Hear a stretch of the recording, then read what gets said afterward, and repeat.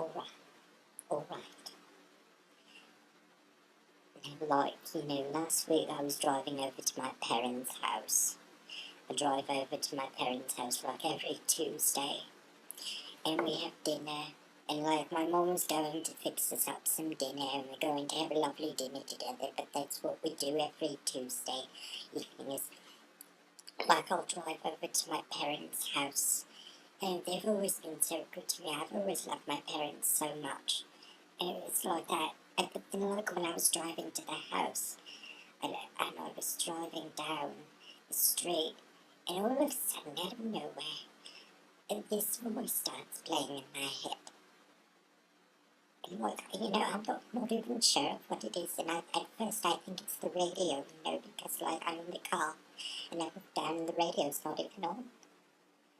But like, I actually literally hear this voice, and it sounds like, like an old African American, like, sounding gentleman, like James Earl Jones or something really pronounced like that. And like, so I'm driving to my parents' house, and this is the first time that I heard the voice. I think it was about 2 weeks ago, actually, not last week. I was driving, it was a Tuesday, it was a lovely evening, and, all of a sudden this man, says to me, you're going to do what I say. And I'm a fairly decent person. I never cuss. I never use any sort of language. And he says, you're going to do what I fucking tell you to do. So I'm like, I'll do whatever you want. Just please stop. Please stop. Get out of my head. And I swear to God, like, I could literally hear this person in my ears. And he said, you're going to do what I tell you to do. You're going to do what I tell you to do.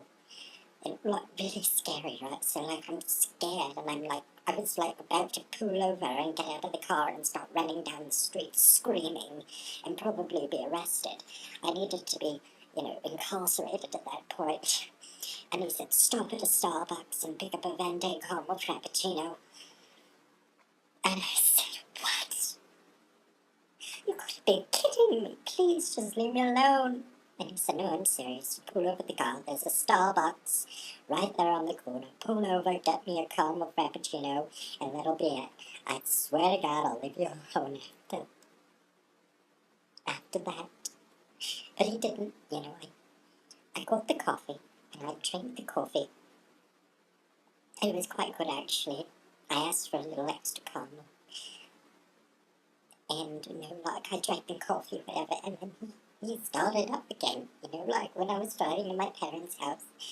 And he said, now what I want you to do is I want you to go to a daycare center and expose yourself to the children. And I said, no, I can't do that. I can't do that. But he wouldn't stop. He would not stop. So the next day I woke up and he was screaming, and I just felt so overwhelmed, So, like, I drove to a daycare center, and I poked my Peter through the fence. And he said, now whistle at the children. Tell them to look at your Peter. So, I sort of whistled, but he said, louder. They probably can hear you. So, like, I whistled, and, the children looked over. And he said, good, now go. And I got in the car, and I left, and I drove off, and I was gone.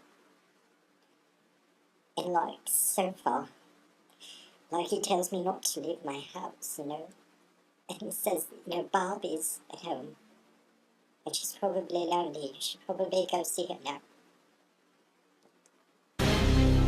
So I've been spending a lot of time with Barbie. She'd like to say hello. Say hello to you too, Barbie. I know.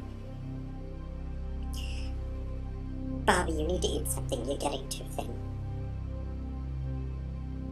I'm not the issue here, Barbie.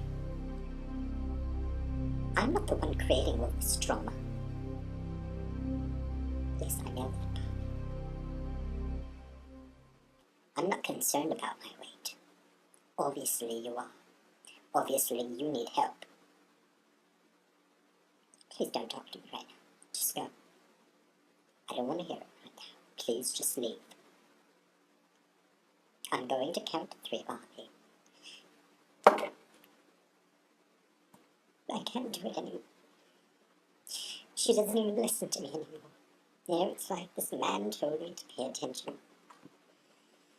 It's like she just